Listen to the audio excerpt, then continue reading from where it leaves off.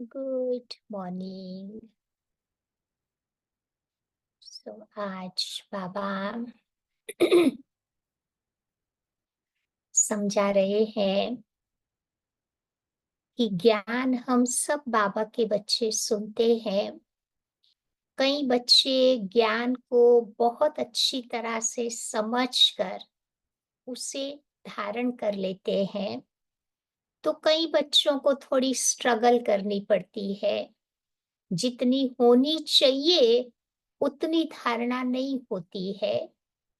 तो आज बाबा कारण बता रहे हैं कि सुनाने वाला एक, ज्ञान एक, फिर भी वो धारणा नंबरवार क्यों होती है? तो उसका कारण है बुद्धि रूपी पात्र जब हमारा शुद्ध नहीं होता, तो फिर ज्ञान की धारणा आसानी से हम नहीं कर पाते हैं।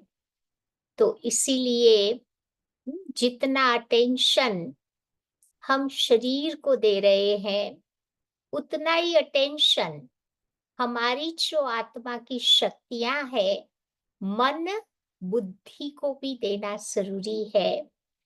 मन में तो हम ध्यान रख देते हैं कि मन में हमारे अच्छे विचार हो, क्योंकि जितने जितने पॉजिटिव मन में विचार होंगे, उतना उतना हमारा बुद्धि रूपी पात्र शुद्ध होता जाएगा।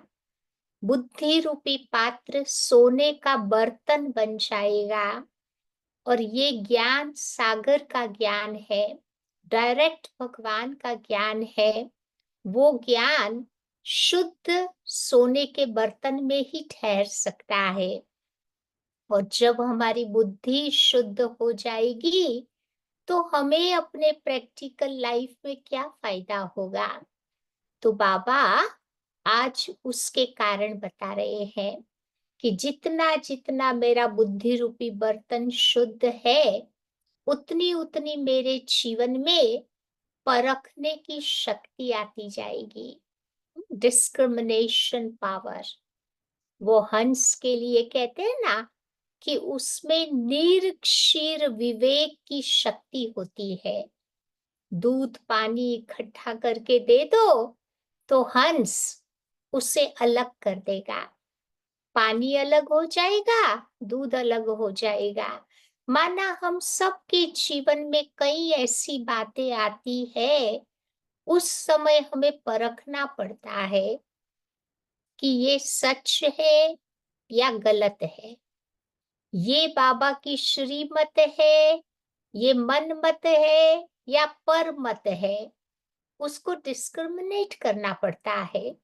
तो जितना जितना मेरा बुद्धि रूपी पात्र शुद्ध होगा, बुद्धि मेरी साफ होगी, उतना उतना मेरा डिस्क्रिमिनेशन अपने जीवन में बहुत ही एक्यूरेट, क्विक और करेक्ट होगा। कई बार कई चीजों की हम अपने जीवन में डिसीजन बना लेते हैं, लेकिन बनाने के बाद अगर वो सही नहीं होता, तो फिर हमारे जीवन में फ्रस्ट्रेशन आ जाती है और ही दुखी हो जाते हैं। तो इसीलिए बार बार मुझे अपने बुद्धि रूपी पात्र को चेक करना है। तो हम मन मत पर मत को परख करके बाबा की श्रीमत पर चलकर अपना जीवन हम श्रेष्ठ बना सकेंगे। दूसरा, अगर बुद्धि रूपी पात्र मेरा ठीक है, तो निर्णय करने की शक्ति मेरे जीवन में आ जाती है। अर्थात कि जीवन में मुझे क्या करना है, क्या नहीं करना है। कई बातों का हमें निर्णय लेना पड़ता है, चाहे खुद के बारे में हो, दूसरों के बारे में भी हो। अगर मेरा निर्णय सही है, तो जीवन में सफलता मिलती है। जैसे स्केल आप देखो, तराजू एक्यूरेट निर्णय देता है। तो ऐसे हमें भी कई बातों का निर्णय हमारे जीवन में लेना होता है। तो बुद्धि मेरी जितनी जितनी प्योर होगी, शुद्ध होगी, तो वो निर्णय मेरे जीवन में ठीक रहेगा। तीसरी बात बाबा कहते हैं, अगर मेरी बुद्धि साफ है, तो हम अपने जीवन में सही फैसला कर पाएंगे, जज कर पाएंगे। कई बार हम लोगों को मिसजज कर लेते हैं, परिस्थितियों को मिसजज किया, तो कितने सारे प्रॉब्लम्स आ जाते हैं। तो सही जजमेंट के लिए, फैसला करने के लिए बुद्धि का शुद्ध होना अति आवश्यक है। फिर जितनी जितनी बुद्धि मेरी साफ होगी, उतना उतना बाबा कहते ज्ञान की धारणा मेरे जीवन में होगी। उसको अच्छी तरह से हम जीवन में धारण कर पाएंगे। कई बार आज बाबा बार बार इसके पर अटेंशन दिलवा रहे हैं कि ज्ञान की धारणा नंबरवार क्यों होती है। तो उसका कारण है बुद्धि रूपी पात्र जितना जितना हमारा शुद्ध होगा, क्लीन होगा, उतना ज्ञान हमारे प्रैक्टिकल लाइफ में दिखाई देगा। फिर बाबा कहते हैं पांचवी बात, जितना जितना बुद्धि रूपी बर्तन साफ, उतना उतना हम ज्ञान के गहन रहस्य को समझ पाएंगे। तो ये समझने की जो कला, वो बुद्धि के अंदर है। कई बार बाबा की भी गहन बातें हम समझ तो लेते हैं, लेकिन जो डीप अंडरस्टैंडिंग होनी चाहिए, वो जरूरी है। बाबा के सिग्नल्स को कैच करना, इशारों के पर चलना, फिर उन इशारों को समझकर दूसरों को समझाना, तो ये काम हमारी बुद्धि अच्छी तरह से कर पाएगी। फिर पापा कहते हैं कि वो जो रीजनिंग पावर होता है, जिसको तार्किक शक्ति कहते हैं, तो ये तर्क करने की शक्ति भी हमारी बुद्धि के अंदर है। कई बार आपने देखा है ना, सन्यासियों को ज्ञान सुनाओ, कितना तर्क करते हैं, कितना वाद विवाद करते हैं। किसी बड़े स्कॉलर्स को कुछ बताओ ज्ञान की बातें, तो भी बहुत वो विवाद करेंगे, तर्क करेंगे।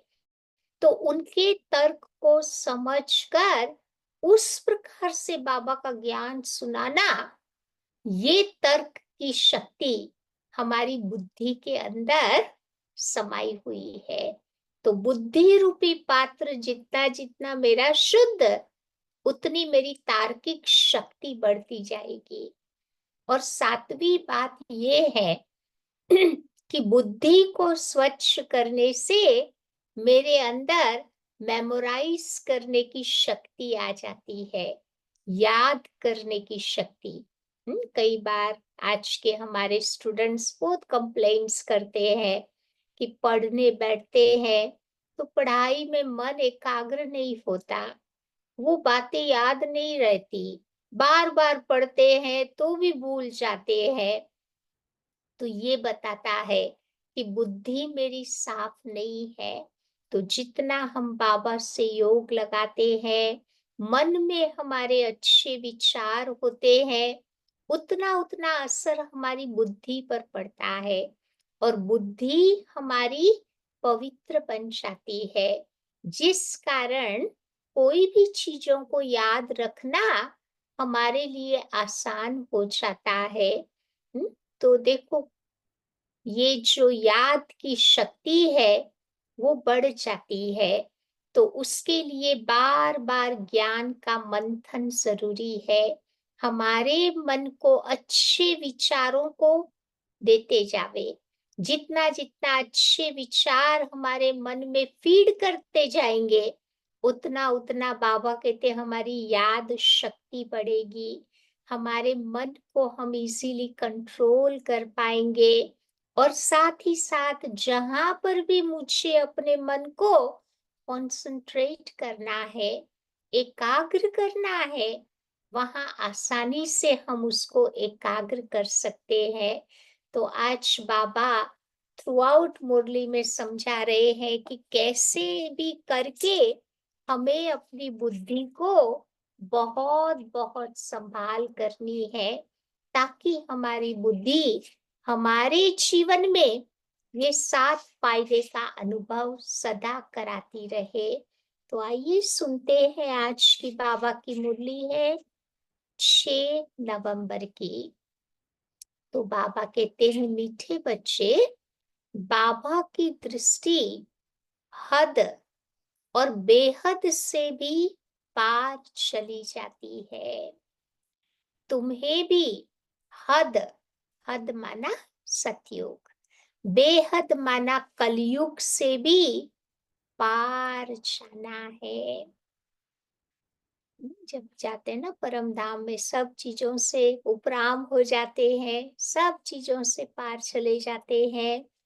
आज का प्रश्न है, ऊंचते ऊंच ज्ञान रत्नों की धारणा किन बच्चों को अच्छी होती है?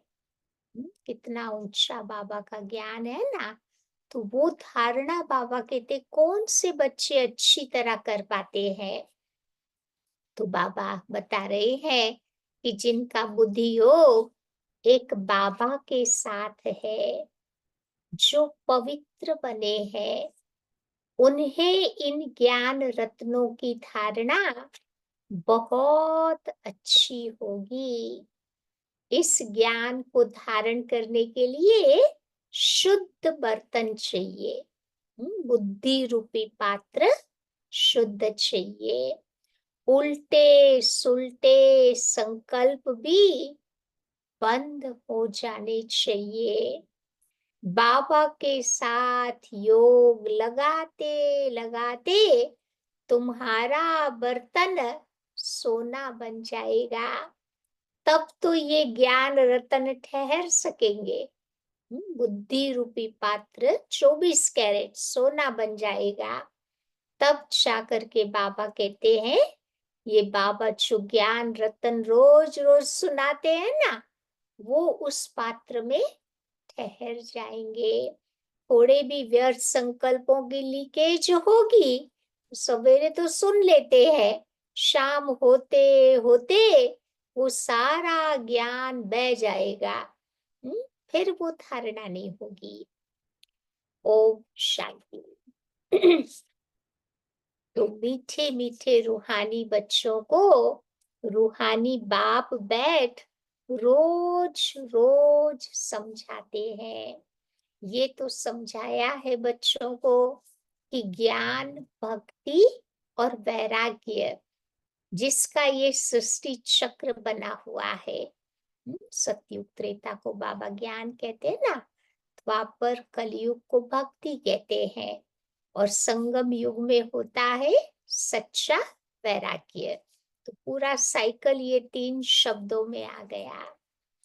तो बुद्धि में ये ज्ञान रहना चाहिए। तुम बच्चों को हद और बेहद से अब पार जाना है।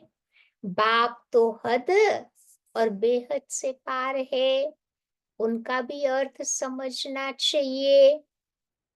तो रूहानी बाप बैठ तुम बच्चों को समझाते हैं। तो ये टॉपिक भी समझानी है कि ज्ञान, भक्ति, फिर पीछे होता है वैराग्य। ज्ञान को कहा जाता है दिन, जबकि नई दुनिया है, उसमें ये भक्ति अज्ञान है नहीं, वो है हद की दुनिया। क्योंकि वहां पर बहुत थोड़े लोग रहते हैं, फिर आहिस्ते आहिस्ते वृद्धि होती है। तो आधा समय के बाद फिर भक्ति शुरू होती। सतयुग त्रेता में तो भक्ति करने की आवश्यकता ही नहीं है। फिर बाबा कहते द्वापर से भक्ति शुरू होती। तो वहां संन्यास धर्म होता ही नहीं, संन्यास व त्याग होता नहीं। फिर बाद में सृष्टि की वृद्धि होती है। ऊपर से आत्माएं आती जाती है। यहाँ तो वृद्धि होती रहती, हद से शुरू होती, फिर धीरे-धीरे बेहद में जाती है। हद अर्थात सत्युग त्रेता में थोड़ी आत्माएँ होती, फिर द्वापर कलयुग में मैक्सिमम आत्माएँ ऊपर से नीचे आ जाती। तो बाप की तो हद और बेहद से भी दृष्टि पार होती।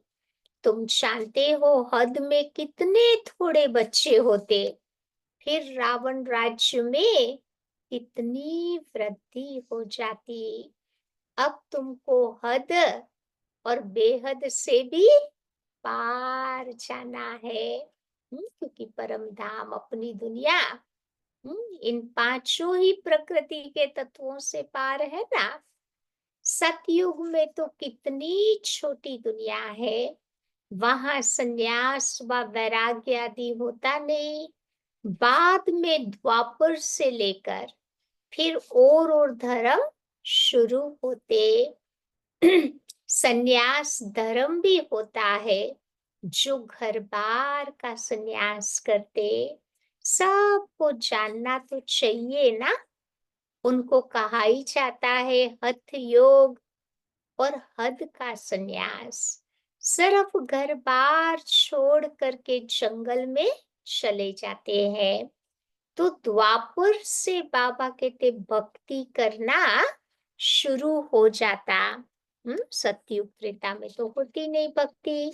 द्वापर से बाबा कहते भक्ति करनी शुरू करते। अब वहां ज्ञान तो होता नहीं। ज्ञान माना सतयुग त्रेता, ज्ञान माना सुख, भक्ति माना अज्ञान।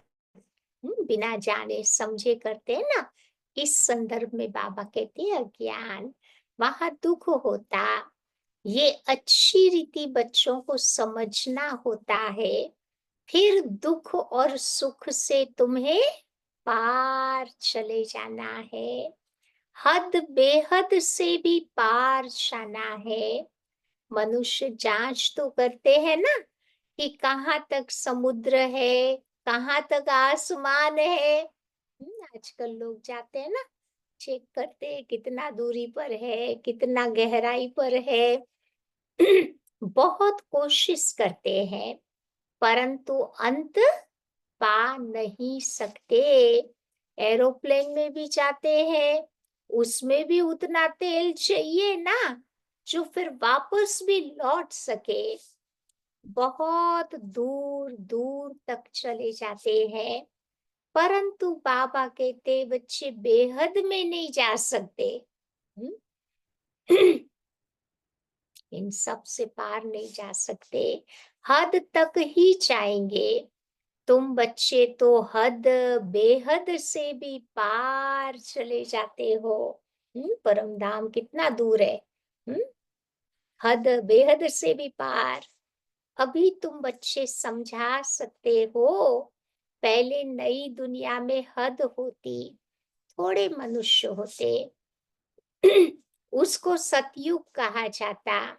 तो तुम बच्चों को रचना के आदि मध्य अंत की नॉलेज होनी चाहिए ना। ये नॉलेज कोई और में तो है नहीं। तुमको भी समझाने वाला बाप है, जो बाप हद और बेहद से पार है। और तो कोई तुमको ये ज्ञान समझा न सके। रचना के आदि मध्य अंत का राज भी बाबा बैठ समझाते हैं। फिर बाबा कहते हैं इससे भी पार चले जाओ, वहां कुछ भी नहीं रहता। कितना दूर दूर जाते हैं। परम धाम देखो कितना दूर है, आसमान ही आसमान है। इनको कहा जाता है हद बेहद से पार चले जाना। कोई अंत नहीं पा सकते। कहेंगे बेअंत है, बेअंत कहना तो सहज है, परंतु अंत का अर्थ भी तो समझना चाहिए ना। अभी बाबा तुम बच्चों को समझ देते हैं। भक्ति में तो कह दिया ना, भगवान भी बेअंत है, परम धाम भी बेअंत है। अब ऐसी बात तो नहीं है। बाबा का अंत, बाबा हमें बता देता है, बाबा का परिचय तो अभी हमें मिल गया। तो अभी बाबा बैठ तुमको समझ देते हैं। बाबा कहते हैं मैं हद को भी जानता हूँ, तो बेहद को भी जानता हूँ। फलाने फलाने धर्म फलाने फलाने समय पर स्थापन हुए। तो दृष्टि जाती है ना सतयुग की तरफ, फिर कलयुग है बेहद, फिर हम पार चले जाएंगे जहां पर कुछ भी नहीं है। सूर्य चांद के भी ऊपर हम जाते हैं। परम धाम जाते हैं तो कितना दूर जाते हैं ना।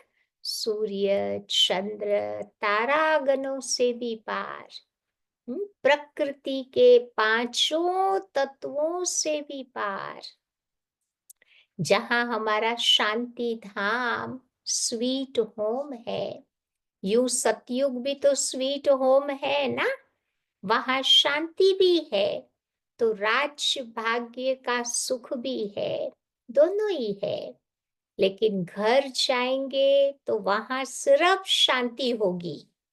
परम धाम में सुख की जरूरत नहीं है, वहां पर शांति ही शांति है।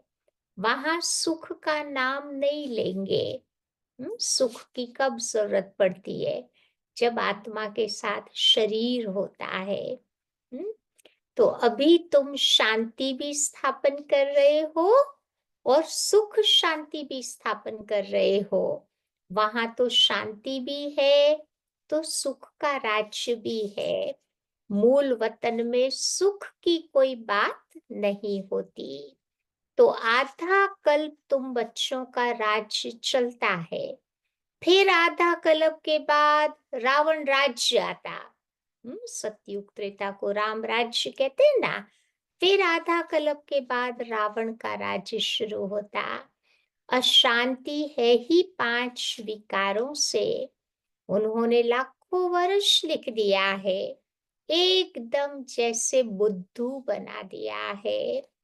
5000 वर्ष के कल्प को लाखों वर्ष कह देना, ये बुद्धू बनाई तो कहेंगे।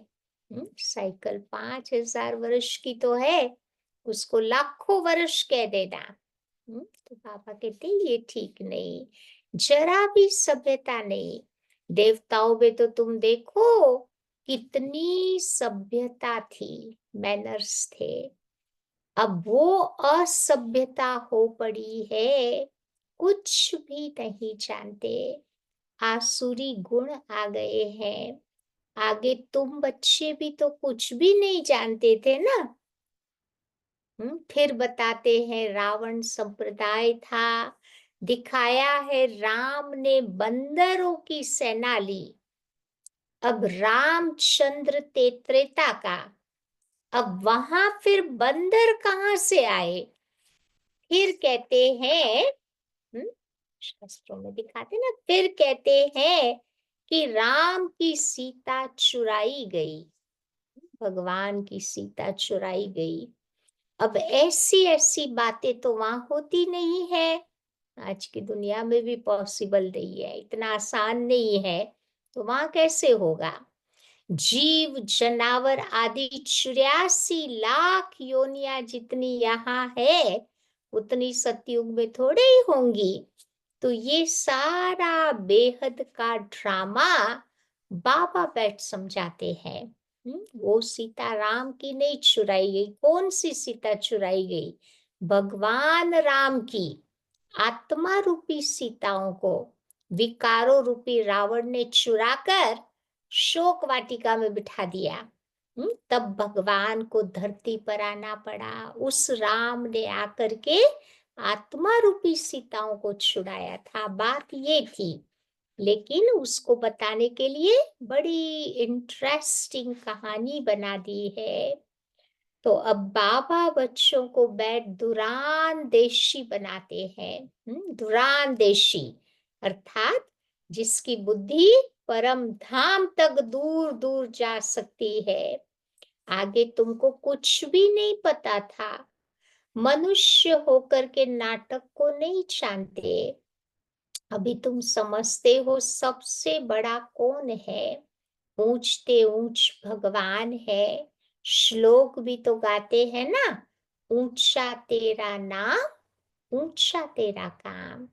अब तुम्हारे सिवाय और कोई की बुद्धि में ये बातें नहीं आती। तुम्हारे में भी नंबरवार है। बाप हद और बेहद का दोनों राज समझाते हैं। उनसे पार तो कुछ है ही नहीं।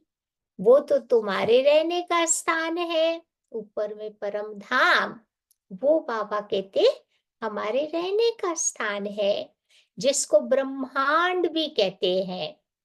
जहाँ पर आत्मा एक शेप में रहती है ना, अंडे शेप में, इसीलिए उसको ब्रह्मांड कहते हैं। जैसे यहाँ तुम आकाश तत्व में बैठे हो, इसमें कुछ देखने में आता है क्या? रेडियो में भी बोलते हैं आकाशवाणी। अब ये आकाश तो देखो बेअंत है, उसका अंत पा नहीं सकते। तो आकाशवाणी कहने से मनुष्य क्या समझेंगे? हम्म? ये जो तुम्हारा मुख है, ये पोलार है। मुख से वाणी निकलती है, ये तो कॉमन बात है। मुख से आवाज निकलना, जिसको कहा जाता है आकाशवाणी। तो बाप को भी आकाश द्वारा वाणी चलानी पड़े ना, ब्रह्मा के मुख के द्वारा। बाबा भी आकर के अब बच्चों को ज्ञान सुनाते हैं। तुम बच्चों को भी अपना भी सारा राज बताया है। तुमको निश्चय होता है कि ये बहुत सहज बातें हैं। जैसे हम आत्मा, वैसे बाप भी परमात्मा है। ऊंचते ऊंच आत्मा है ना। सबको देखो बच्चे, अपना अपना पार्ट मिला हुआ है। सबसे ऊंचते ऊंच भगवान, फिर प्रवृत्ति मार्ग का युगल मेरु, लक्ष्मी नारायण सतयुग में देखेंगे तो। फिर नंबर बार माला देखो कितनी थोड़ी है। फिर सृष्टि बढ़ते बढ़ते, फिर ये बड़ी होती जाती है। तो ये वैरायटी झाड़ है ना, इनकी आयु कितनी है? झाड़ वृद्धि को पाता रहता है, तो सारा दिन बुद्धि में यही बातें रहे। इस सृष्टि रूपी कल्प वृक्ष की आयु बिल्कुल एक्यूरेट है। कितनी आयु है वृक्ष की? 5000 वर्ष से 1 सेकंड का भी फर्क नहीं हो सकता। तो तुम बच्चों की बुद्धि में अब कितनी नॉलेज है, जो अच्छे मजबूत है। मजबूत भी तब होंगे, कैसे आत्मा में स्ट्रेंथ आएगी? जब आत्मा पवित्र हो। इस नॉलेज की धारणा करने के लिए तुम्हारा सोने का बर्तन चाहिए। बुद्धि बहुत शुद्ध चाहिए। फिर ऐसा सहज हो जाएगा जैसे बाबा के लिए सहज है। फिर तुमको भी कहेंगे मास्टर नॉलेजफुल।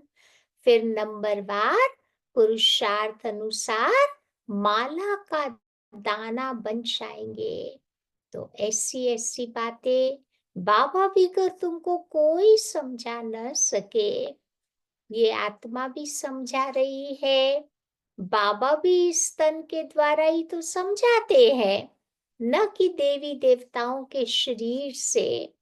बाबा एक ही बार आकर के तुम्हारा गुरु बनते हैं। गुरु माना गाइड। फिर बाबा को भी तो पार्ट बजाना है ना। 5000 वर्ष के बाद फिर आकर के अपना पार्ट बजाएंगे। अभी बाबा बजाता है, फिर कब आएंगे? 5000 वर्ष के बाद फिर आकर के पार्ट बजाएंगे। तो बाबा समझाते हैं कि बच्चे, मैं हूँ ऊंच ते ऊंच, जो आदि में महाराजा महारानी है, वो फिर जाकर अंत में आदि देव आदि देवी बनेंगे। तो ये सारा ज्ञान अब तुम्हारी बुद्धि में है।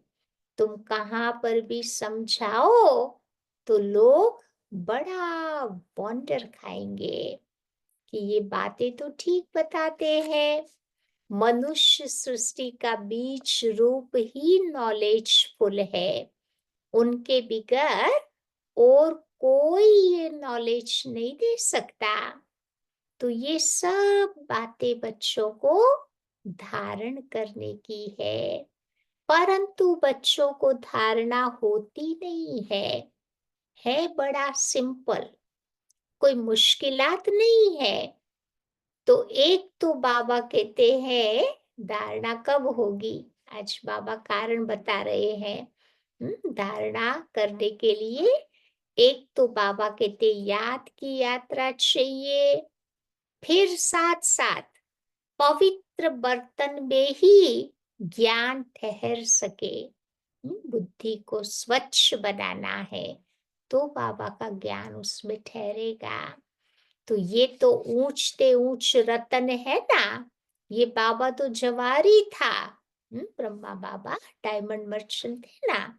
बहुत अच्छा हीरा माणिक आदि इसके पास आता था, तो चांदी की डब्बी में कपूस आदि में अच्छी रीति रखते थे। रुई के अंदर वो अच्छी तरह से उसको रखते थे। जो कोई भी देखे तो कहेंगे कि ये तो बड़ी फर्स्ट क्लास चीज है। तो यहाँ पर भी ऐसे है, अच्छी चीज अच्छे बर्तन में ही शोभती है। दुनिया में भी देखो लोग नहीं कई चीजें प्रेजेंट करते हैं ना, तो बहुत अच्छी तरह से उसको डेकोरेट करते हैं। तो अच्छी चीजें अच्छे बर्तन में ही शोभती है। तुम्हारे कान ये सुनते हैं, उनमें धारणा होती है। अब पवित्र होगा, बुद्धि योग बाबा के साथ होगा, तो तुम्हारी धारणा बहुत अच्छी होगी। नहीं तो फिर एक कान से सुनकर दूसरे कान से निकल जाएगा।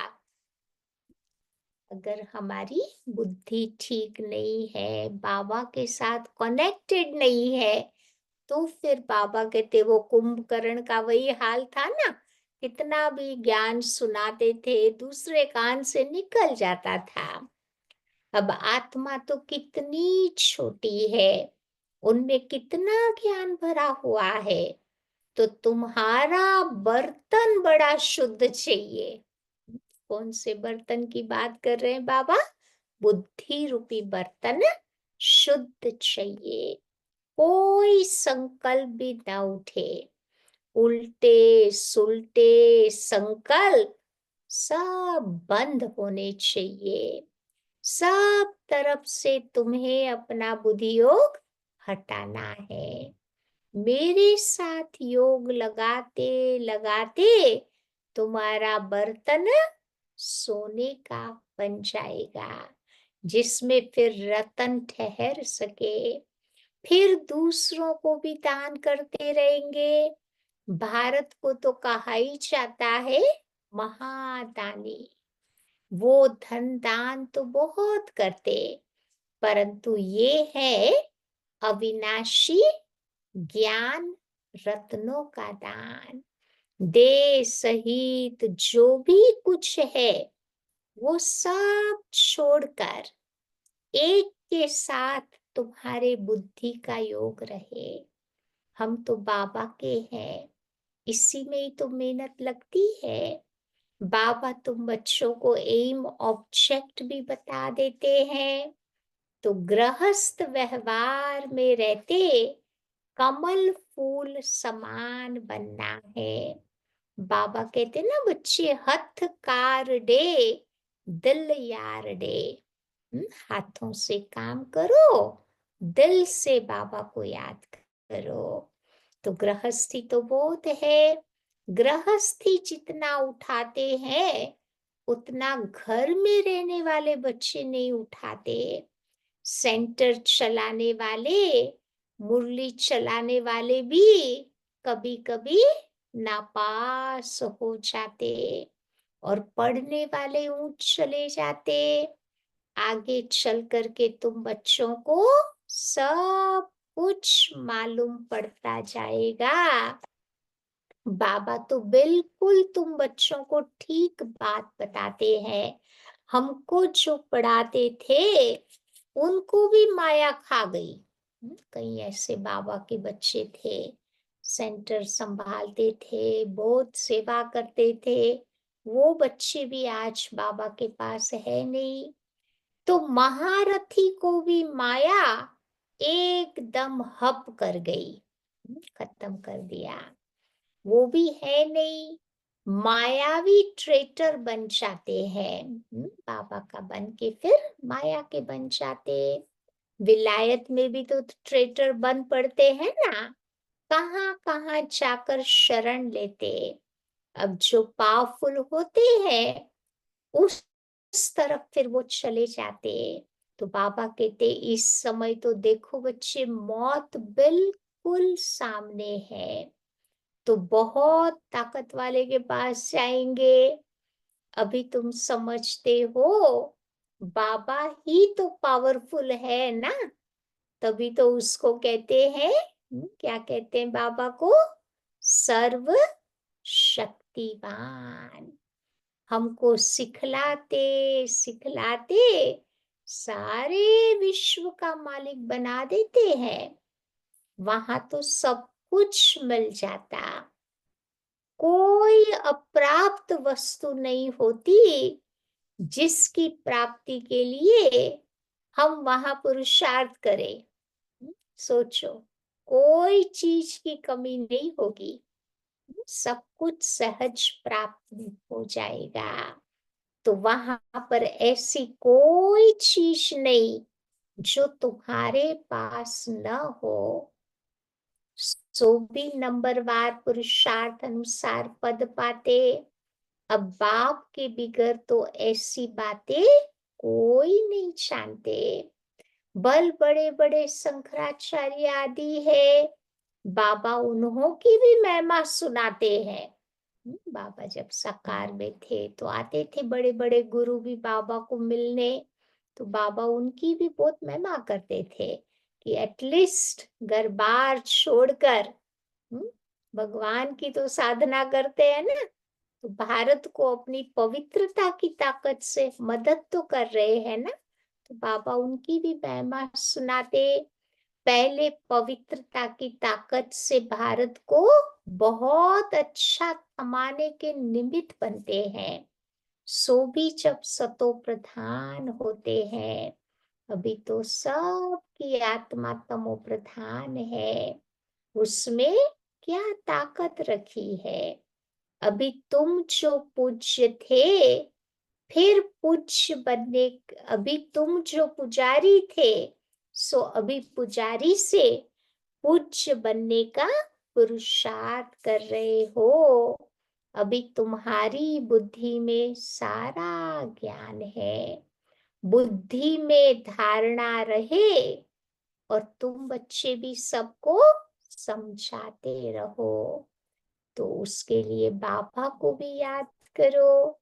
बाबा ही सारे झाड़ का राज बच्चों को समझाते हैं। तो बच्चों को मीठा भी ऐसा ही बनने का है।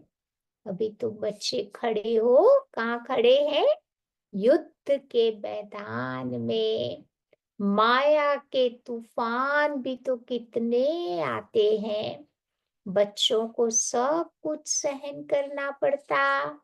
बाबा की याद में रहने से तूफान सब चले जाएंगे। एक हातम मताई का खेल भी बताते हैं कि मोहरा डालते थे तो माया चली जाती थी। कौन सा मोहरा डालना है? बाबा की याद का, तो माया फिर चली जाएगी। मोहरा निकालने से फिर माया आ जाती थी। ये छुई मुई होती है ना, हाथ लगाओ तो मुरझा जाते हैं। छुई मुई का छोड़ होता है ना, टच करो तो सारे पत्ते बंद हो जाएंगे, फिर खुल जाते हैं। तो बाबा कहते हैं ये छुई मुई होती है, हाथ लगाओ तो मुरझा जाते हैं। तो माया भी बड़ी तीखी है। इतना ऊंच पढ़ाई पढ़ते पढ़ते भी बैठे बैठे माया गिरा देती है। इसीलिए बाबा समझाते हैं कि अपने को भाई भाई समझो। फिर हद बेहद से तुम बच्चे पार चले जाएंगे। शरीर ही नहीं तो दृष्टि कहाँ जाएगी। तो बच्चों को इतनी मेहनत तो करनी चाहिए ना, सुन करके पार नहीं हो जाना है। एकदम दिल शिकस्त होकर के बैठ जाते ना, निराशावादी बन जाते, वो नहीं होना है। कल्प कल्प तुम्हारा पुरुषार्थ चलता है और तुम बच्चे अपना भाग्य पाते हो। बाबा तो कहते हैं कि बच्चे पढ़ा लिखा सब कुछ अब भूल जाओ, बाकी जो कभी भी नहीं पढ़े हो वो सुनो और उसको याद करो। ये बाबा का ज्ञान कभी नहीं पढ़ा था ना पूरे साइकिल में। अब बाबा कहते उसको पढ़ो, सुनो और याद करो। उसको तो कहा जाता है भक्ति मार्ग। तुम बच्चे हो राज ऋषि, जटाएं खुली हो और बैठ करके मुरली चलाओ। साधु संत आदि जो भी सुनाते हैं वो सब है मनुष्यों की मुरली, शास्त्रों का ज्ञान। लेकिन ये बेहद के बाप की मुरली है। सतयुग त्रेता में तो ज्ञान की मुरली की कोई दरकार नहीं होती। वहां न ज्ञान की न भक्ति की दरकार है। ये ज्ञान तुम बच्चों को मिलता ही है संगम युग पर, और देने वाला भी है बेहद का बाप। अच्छा, मीठे मीठे सिक्की लदे बच्चों प्रति मात पिता बाप दादा का याद प्यार और गुड मॉर्निंग। रूहानी बाप की रूहानी बच्चों को नमस्ते। रूहानी बच्चों की रूहानी बाप को नमस्ते। धारणा की पॉइंट, पहली बात बाबा बताते हैं बुद्धि में ज्ञान रत्नों को धारण कर फिर दान करना है। हद बेहद से पार ऐसी स्थिति में रहना है जो कभी भी उल्टा सुल्टा संकल्प व विकल्प न आवे। हम आत्मा भाई भाई है, ये स्मृति रहे। दूसरी बात है माया के तूफानों से बचने के लिए क्या करो, आज बाबा ने युक्ति बताई ना।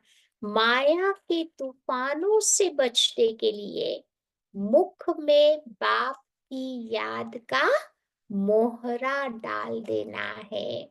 मास्क पहन लो, सब कुछ सहन करना है, छुई मुई नहीं बनना है। बहुत सेंसिटिव नहीं बनना है लाइफ में, परंतु सेंसिबल बनना है।